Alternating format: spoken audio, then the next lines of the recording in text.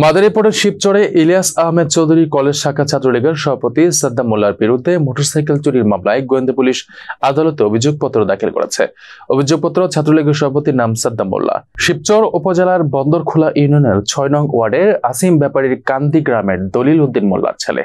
মাদারীপুর গোয়েন্দা পুলিশের উপপরিদর্শক এস.এম. ফরহাদ রাহিব বীর অভিযোগপত্র দাখিলের বিষয়টি নিশ্চিত করেছেন।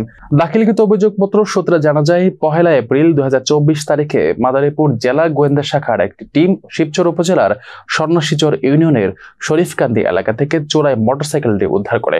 উদ্ধারকালে চোর চক্রের সদস্য সাইমন হাওলাদার নামে একজনকে আটক করা হয়।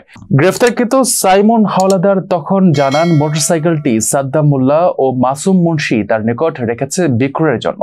পরবর্তীতে সাইমনের বিবরণ ও তথ্য প্রমাণ অনুযায়ী জেলা গোয়েন্দা শাখার এসআই আবুল কাশেম বাদী হয়ে শিবচর থানায় একটি মামলা দায়ের করেন।